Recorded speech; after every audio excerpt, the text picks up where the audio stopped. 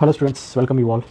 So ಇವತ್ತು ಒಂದಿಷ್ಟು current affairs ವಿಷಯಗಳನ್ನು ನಾವು ಇವಾಗ ರಿವಿಷನ್ ಮಾಡೋಣ. ಸೊ ಮೊದಲನೇದಾಗಿ Bhashini initiative. What is this Bhashini initiative ಅಂತ ಕೇಳಿದ್ರೆ, so this is a language translation stack. Okay, digitally ಭಾಷೆನ ಒಂದು ಭಾಷೆಯಿಂದ ಇನ್ನೊಂದು ಭಾಷೆಗೆ ಟ್ರಾನ್ಸ್ಲೇಟ್ ಮಾಡ್ತಕ್ಕಂಥ ಇನಿಷಿಯೇಟಿವನ್ನು ನಾವು ಭಾಷಿಣಿ ಇನಿಷಿಯೇಟಿವ್ ಅಂತೇಳಿ ಕರಿತೀವಿ. ಸೊ ಭಾರತ್ ಭಾಷಾ ಅನುವಾದಿನಿ, ಭಾಷಿಣಿ ಅಂತ ಹೇಳಿದ್ರೆ Bharat Bhasha Anuvadini. So this is under national language translation mission. ಇದರ ಅಡಿ ಇದನ್ನು ಲಾಂಚ್ ಮಾಡಲಾಗಿದೆ. ಸೊ ಮಿನಿಸ್ಟ್ರಿ ಯಾರಂದರೆ ministry of Electronics, Information and Technology. Okay, so that is the nodal ministry. So this will aims to build a comprehensive language ecosystem to empower the citizens, businesses and as governments using AI and language technologies, okay, for Indian languages. So this will cover the languages mentioned in the 8th schedule of the constitution. So 22 ಭಾಷೆಗಳನ್ನು ಈ 8th schedule ಅಲ್ಲಿ mention ಮಾಡಲಾಗಿದೆ. So ಈ ಎಲ್ಲ ಭಾಷೆಗಳನ್ನು translate ಮಾಡೋದಕ್ಕೆ ಇದನ್ನು ನಾವು ಯೂಸ್ ಮಾಡ್ಕೋಬಹುದು. Okay, so government service use ಮಾಡ್ಬೋದು, education, health care, agriculture, tourism, hospitality, e commerce, media, entertainment, startups and developers, ಇದೆಲ್ಲದಕ್ಕೂ ಕೂಡ ನಾವು ಇದನ್ನು ಯೂಸ್ ಮಾಡ್ಕೋಬೋದು. ಸೊ ಇದರಿಂದ ಏನು ಲಾಭ ಅಂತ ಹೇಳಿದ್ರೆ, it can bridge the language divides across India, promotion of digital inclusion and accessibility, business startups ಎಕೋಸಿಸ್ಟಮ್ಗೆ ಇಂಪ್ರೂವ್ಮೆಂಟ್ ಆಗ್ತದೆ, strengthening the governance and citizen engagement. So ಇವೆಲ್ಲದಕ್ಕೂ ಇದನ್ನು ನಾವು ಬಳಸ್ಕೋಬೋದು. Next needs GAIA-BH3. ಸೊ ಏನಿದು GAIA-BH ಅಂದರೆ, it is a black hole which is found in Aquila constellation. So ಇಲ್ಲಿ ನೋಡಿ, it is located in a constellation of Aquila, about 2,000 light years from the earth. So this GAIA-BH3 ಅನ್ನೋದು black hole, the mass about 33 times that of the sun. ಅಂದರೆ ಸೂರ್ಯನ mass ಏನಿದೆ ಅದಕ್ಕಿಂತ 33 ಪಟ್ಟು ಇದು ಹೆಚ್ಚಿದೆ ಅಂತ ಇರುತ್ತೆ. And it is dormant. Dormant ಅಂದರೆ it is not active. So it is not active, so it will not emit the x rays also. Okay, so how it was discovered ಅಂದರೆ, it is by astrometric wobble of its companion star. ಅಂದರೆ ಇಲ್ಲಿ black hole ಇದೆ, so ಇದರ ಒಂದು companion star ಏನಿದೆ, it is wobbling, ಅಂದರೆ ಇದು ಈ ಥರ ಒಂದು ಎಲಿಪ್ಟಿಕಲ್ ಪಾತಲ್ಲಿ ಮೂವ್ ಆಗ್ತಾ ಇದೆ. ಸೊ ಇದರ ಒಂದು ಬೆಳಕಿನಿಂದ ಒಂದು ಬ್ಲ್ಯಾಕ್ ಹೋಲ್ನ ಕಂಡುಹಿಡಲಾಯಿತು. So that is through astrometric wobbling of the companion star. So it's a dormant black hole, no accretion disc.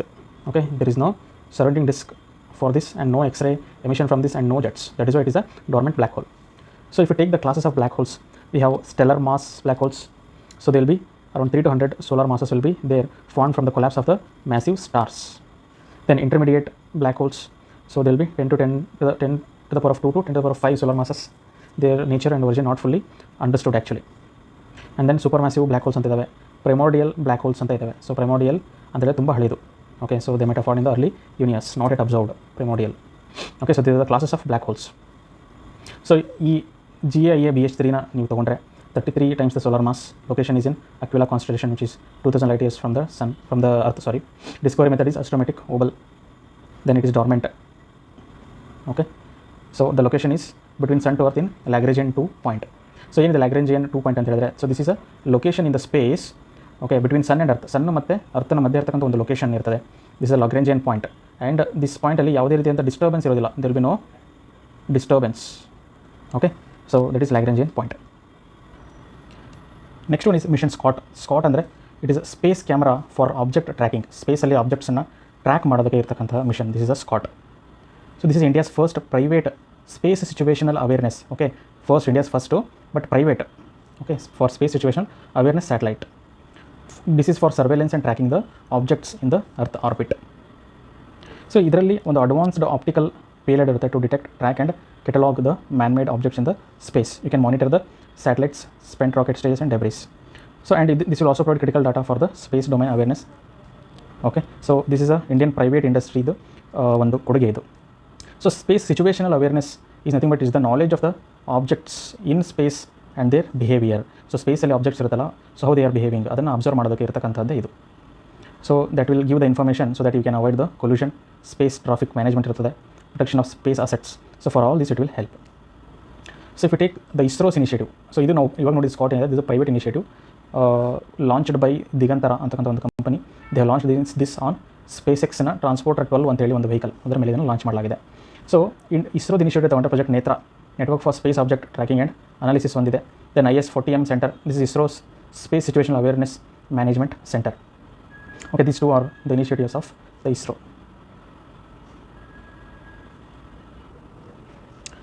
And if you take the international agencies, that is inter agency space debris coordination committee.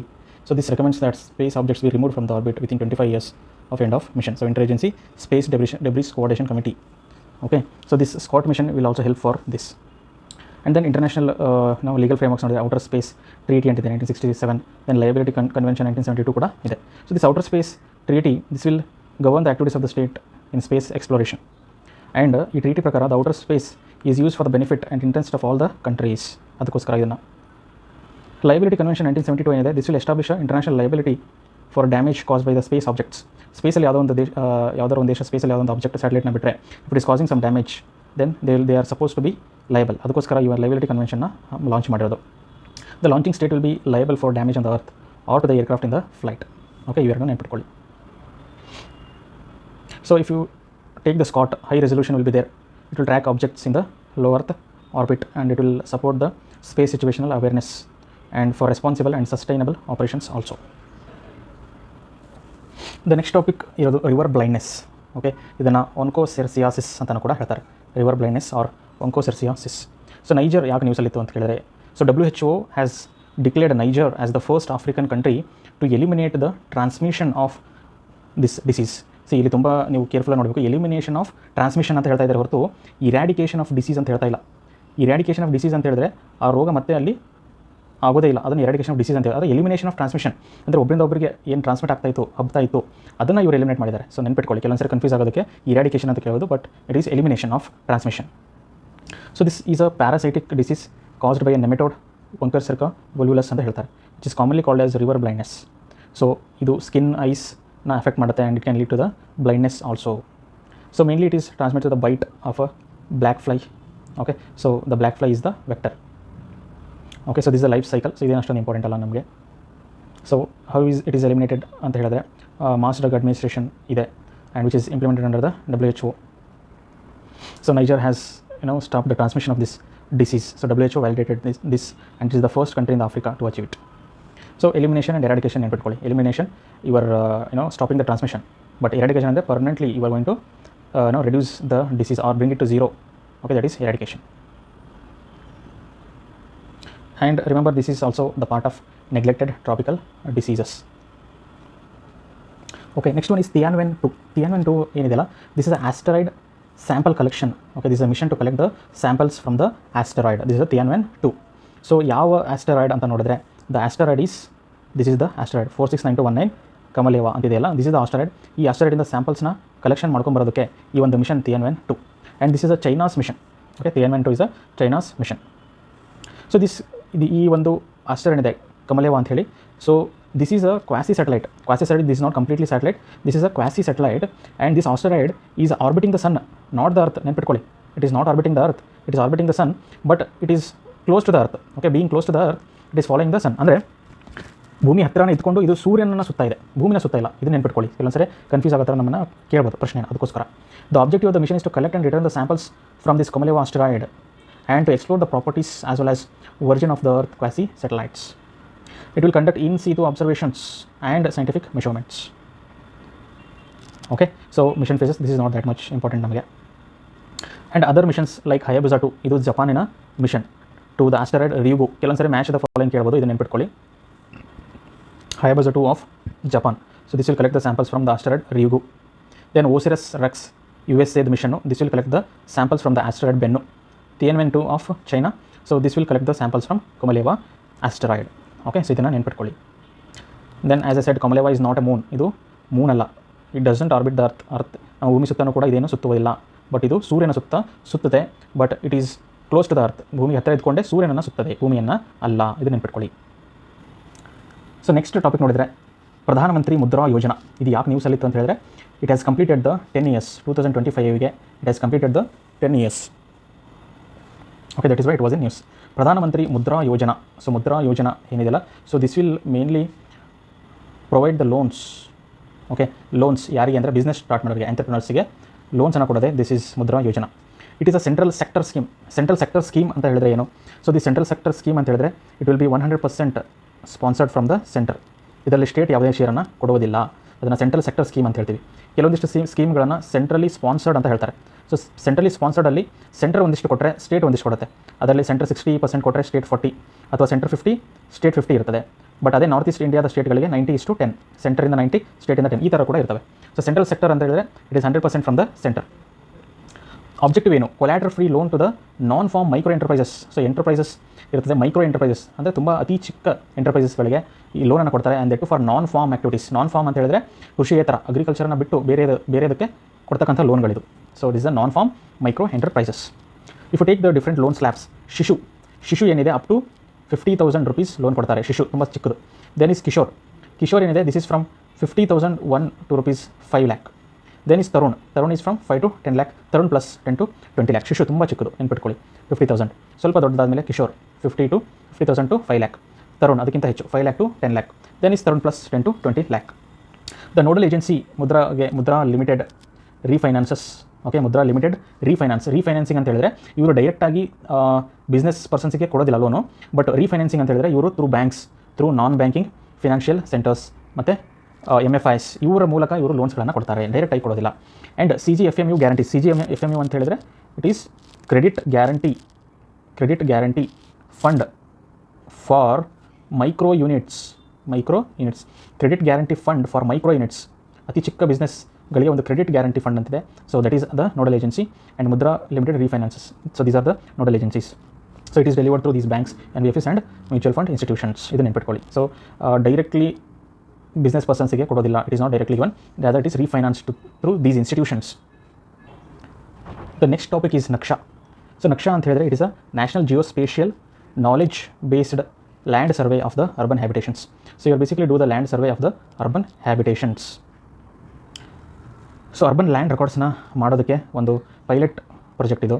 So this is launched from the Raisen in Madhya Pradesh. ಅಲ್ಲಿಂದ ಇದನ್ನು launch ಮಾಡಲಾಗಿದೆ by the department of land resources under the ministry of rural development. Okay, so this is a central sector scheme under the Department of Land Resources, Ministry of Rural Development. So this is pilot across 152 urban local bodies. So ಇದರಲ್ಲಿ survey of India is the technology partner. ಇದಕ್ಕೆ partner ಆಗಿ survey of India ಇದೆ. ಇನ್ನೊಂದು ನೆನ್ಪಿಟ್ಕೊಳ್ಳಿ, the survey of India this comes under the ministry of science. Okay, ministry of science ಕೆಳಗಡೆ survey of India ಬರುತ್ತೆ. This is also another important thing.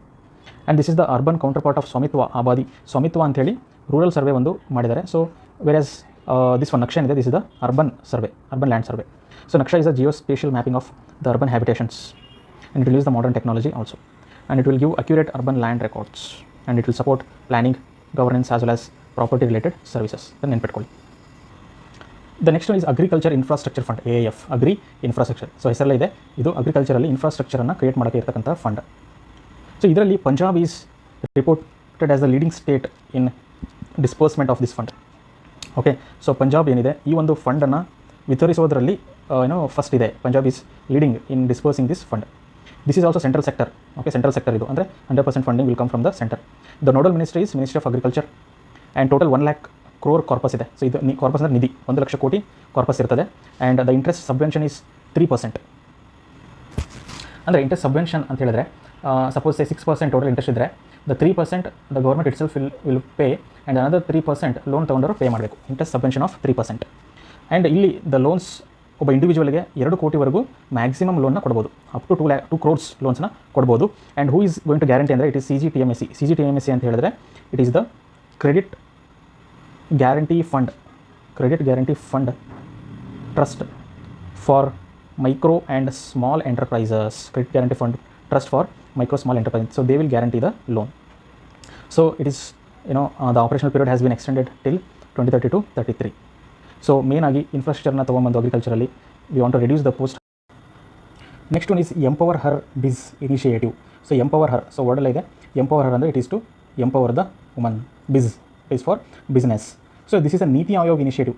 Niti Aayogದಲ್ಲಿ women entrepreneurship platform ಅಂತಿದೆ. So they have launched this empower her biz in January 2025. So mainly to support the woman retail entrepreneurs. Okay, so ಅದಕ್ಕೋಸ್ಕರ ಈ ಒಂದು ಪ್ರೋಗ್ರಾಮ್ನ launch ಮಾಡಿದ್ದಾರೆ.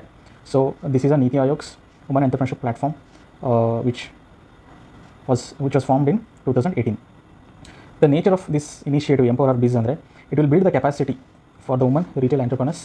Okay, and not a credit line. ಅಂದರೆ ಇದರಲ್ಲಿ ಏನು ಸಾಲ ಕೊಡೋದಿಲ್ಲ. This is not a credit line, but it is capacity building initiative for woman retail entrepreneurs, may be through skills knowledge. So ಈ ರೀತಿಯಾಗಿ ಕೆಪಾಸಿಟಿ ಬಿಲ್ಡಿಂಗನ್ನು ಕೊಡೋದು. And this is not a government scheme. This is a NITI Aayog's woman entrepreneurship platform ಇದೆಯಲ್ಲ, ಇವರ initiative ಹೊರತು this is not a scheme of ministry. Okay, ಇದನ್ನು ನೆನ್ಪಿಟ್ಕೊಳ್ಳಿ. Then similar other initiatives. Okay, match the ಫಾಲೋಯಿಂಗಲ್ಲಿ ಕೇಳ್ಬೋದು.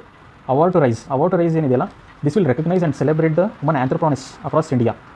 Okay, they will recognise and celebrate the woman entrepreneurs across India. Award to rice.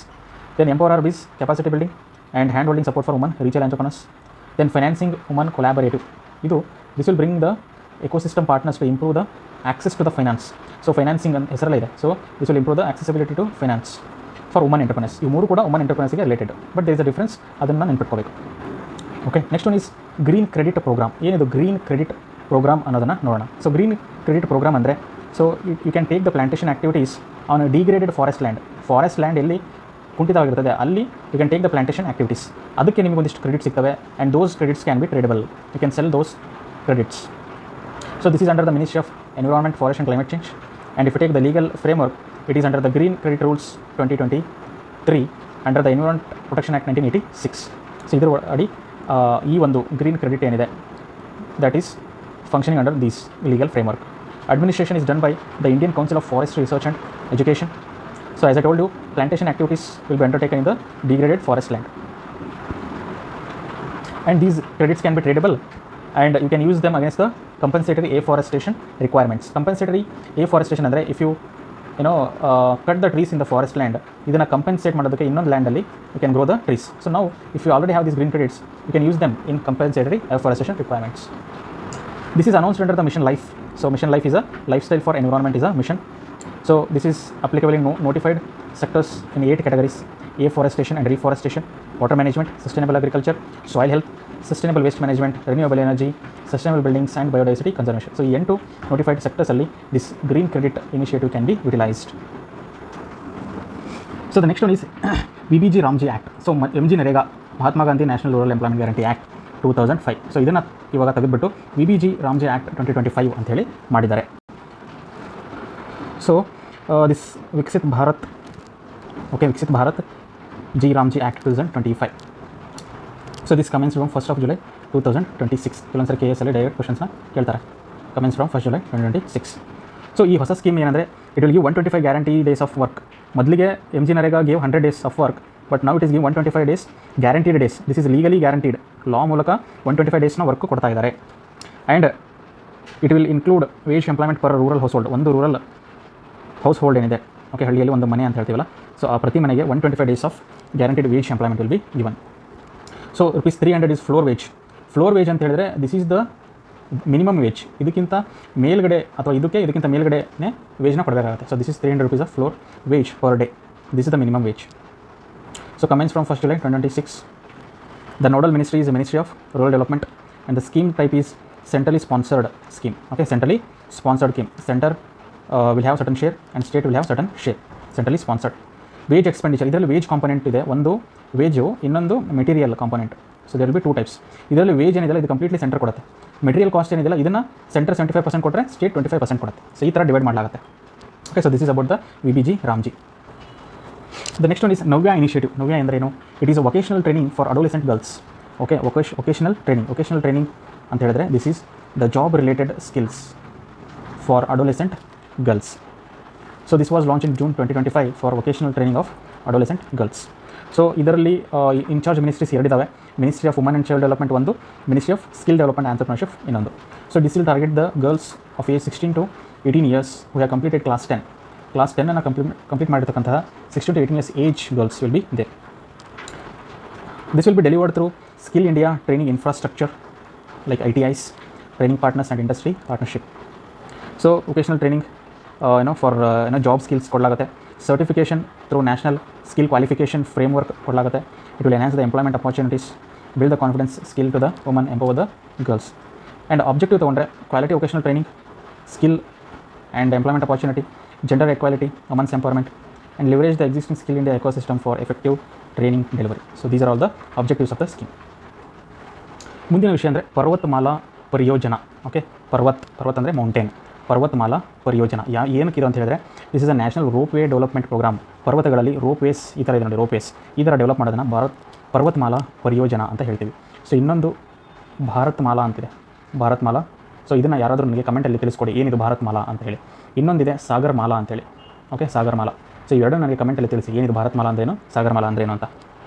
So ಈ Parvatmala Pariyojana March 2025ರಿಂದ launch ಮಾಡಲಾಯಿತು. So this will mainly develop the national ರೋಪ್ ವೇಗಳನ್ನು hilly ಮತ್ತು mountain ರೀಜನಲ್ಲಿ develop ಮಾಡೋದು under ministry of road transport and highways. ಇದು ತುಂಬ interesting. This is a road transport and highway ministry. The same ministry is also implementing this Parvatmala Pariyojana. Budget 2022-23 announce ಮಾಡಲಾಯಿತು. ಇದನ್ನು public ಮತ್ತು ಪ್ರೈವೇಟ್ ಪಾರ್ಟ್ನರ್ಶಿಪ್ ಕೆಳಗಡೆ ಇದನ್ನು ಇಂಪ್ಲಿಮೆಂಟ್ ಮಾಡಲೇ ಆಗ್ತಾ ಇದೆ, public and private. And it will provide all weather safe, sustainable and efficient ಕನೆಕ್ಟಿವಿಟಿಯನ್ನು ಒದಗಿಸಿಕೊಡುತ್ತೆ. It will boost tourism, socio economic development as well as the last mile connectivity in the difficult terrain. The agency who is implementing is National Highways Logistics Management Limited. Okay, this is the implementing agency, National Highways Logistics Management Limited. So this was incorporated in 2016.